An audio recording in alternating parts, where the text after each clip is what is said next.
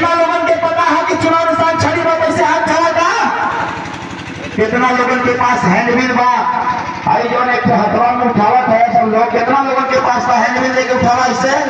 आइए पर्चियां मिलल है, पर्ची उठावा तो जेकरे पास पर्ची बा सब लोग पर्ची उठावा, पर्ची उठा के बतावा चुनाव निशान का बा। जोर से बोलो। साथियों, ज्यादा कुछ नहीं कहते हुए हमारे बीच में माननीय पूर्व विधायक जी उपस्थित हो गए हैं। मैं अपना अधिकार, अपना पूरा विशेषाधिकार मैं माननीय विधायक जी को दूंगा और संचालक महोदय से आग्रह करूंगा कि माननीय विधायक जी से अपील जरूर करावें। एक माता की 1 तारीख को किससे बटन दबेगा? जोर से बोलिए और जोर से। चुनाव निशान का बा? आई बेल के पेड़ के नीचे जो बैठल बा चुनाव निशान का बा? आई नीम के पेड़ के नीचे जो बैठल उनके चुनाव निशान का बा? आई मंच पर जो बैठल बा इनका चुनाव निशान का बा? हमारा चुनाव निशान का बा? हम सबका चुनाव निशान का है।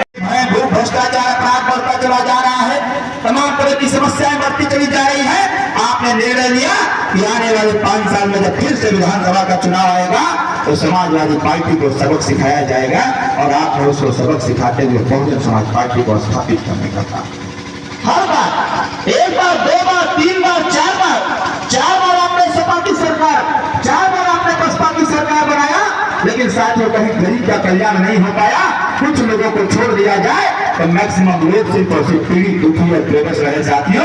लेकिन मैं धन्यवाद देता हूँ भारतीय जनता पार्टी के कार्यकर्ताओं को और उनकी भावनाओं को, इस देश इस प्रदेश की जनता को धन्यवाद देता हूँ कि 2014 में एक नायक आया जिसने इस बात की एक हुकार लगाया कि देश में जो सत्ता का परिवर्तन हुआ है, लेकिन सत्ता के परिवर्तन के साथ साथ जब तक व्यवस्था में परिवर्तन नहीं होगा तब तक आम पब्लिक खुशहाल नहीं हो पाएगी साथियों। और मैं धन्यवाद देता हूं आपको कि 2014 में वो चाहे कोई जाति हो, कोई समाज हो, कोई धर्म हो, हर समाज के लोगों ने, हर जाति के लोगों ने एक ही नारा लगाया और घर घर में वो नारा पहुंचाया, अब की बार मोदी सरकार, और 2014 में प्रचंड बहुमत से आपने सरकार बना करके इस देश में व्यवस्था परिवर्तन करने का काम किया। हाँ साथियों, कहीं न कहीं जब गरीब को लगता है, जब विरोधी कहता है कि महंगाई चरम सीमा पर है, तो यह गरीब उससे भी जागरूक हो जाता है कि अगर महंगाई चरम सीमा पर है तो सरकार का ध्यान भी गरीबों पर है। साथियों, मैं तो कहना चाहता हूं कि जब आप जाते हैं पंचूरन के दुकान पर, जब आप जाते हैं अपना सामान लेने के लिए, जब आपको एहसास होता है कि महंगाई है, तो इस देश और प्रदेश की सरकार आपके महंगाई को कम करने के लिए एक विकल्प भी देने का कार्य करता है। जब आप जाते हैं हॉस्पिटल में, जब दवाई लेने का काम करते हैं, इलाज कराने का काम करते हैं, जब हॉस्पिटल में पैसा लगता है तो आप भी सोचते हैं कि कौन सी ऐसी सरकार होगी, हम किसका समर्थन करें कि जो हमारे इलाज की व्यवस्था कर पाए। साथियों, 2024 का लोकसभा का चुनाव चल रहा है। विगत 10 सालों से जिस प्रकार से देश में बदलाव आया हुआ है, विगत 7 सालों से जिस प्रकार से उत्तर प्रदेश में बदलाव आया है, मुझे पूर्ण विश्वास है कि आने वाले समय में अगर आपने 1 तारीख को चुनाव निशान छड़ी का बटन दबाया और फिर से मोदी जी को प्रधानमंत्री आपने बनाने का काम किया तो बहुत सारी व्यवस्थाओं में परिवर्तन होगा और गरीब कल्याण का काम होगा। साथियों, ये मैं पूरे दावे के साथ कहना चाहता हूँ।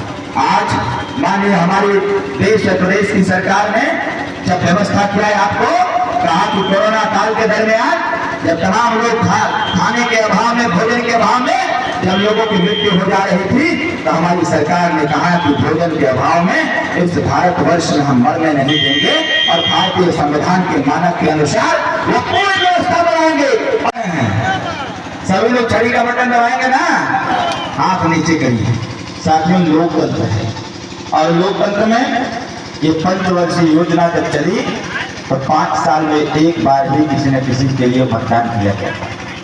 वो चाहे ग्राम प्रधान हो, क्षेत्र पंचायत हो, जिला पंचायत हो, ब्लॉक प्रमुख हो, या फिर विधायक हो, या फिर सांसद हो, या फिर सरकार हो, किसी का भी गठन होता है तो 5 साल के लिए किया जाता है और 5 साल का जो संकल्प होता है वो इस गांव के विकास के लिए होता है। आपके गांव के ग्राम प्रधान, उनकी पूरी इच्छा है कि हम गांव का विकास करें।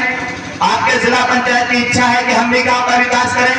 आपके माननीय प्रमुख जी हैं, उनकी भी इच्छा है कि हम गांव का विकास करें। इसी के साथ साथ साथियों, माननीय विधायक और माननीय सांसद भी चाहता है कि गांव का विकास।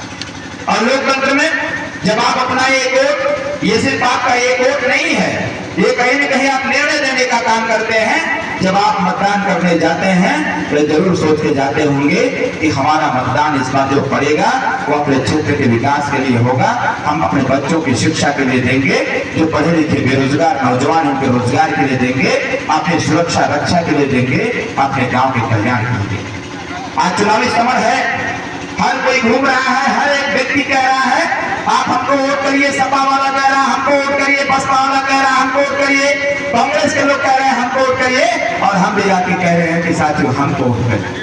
लेकिन आज आपको समझने की आवश्यकता है, आकलन करने की आवश्यकता है, आखिर आप वोट करेंगे तो क्यों करेंगे। अभी हमारे माननीय पूर्व जिलाध्यक्ष हमारे भैया जी ने पूरी बात को आपके सामने रखने का काम किया। आपने 1952 से मतदान किया है, आज से नहीं, लगातार 1952 से मतदान हुआ, हर बार जो सत्ता का परिवर्तन हुआ लेकिन व्यवस्था का परिवर्तन नहीं हो पाया। जब आपको ये समझ में आया, जब आपने सपा की सरकार बनाया, जब सपा की सरकार में गुंडई चालू हो गई, भ्रष्टाचार चालू हो गया, थाने पर दलाली चालू हो गई, लोगों के जमीन कब्जा करना लोगों ने चालू कर दिया, तो स्थिति ये हो गई कि आम जनमानस में एक मैसेज गया कि समाजवादी पार्टी की सरकार को उखाड़ फेंकना है और एक नई सरकार को स्थापित करना है। साथियों,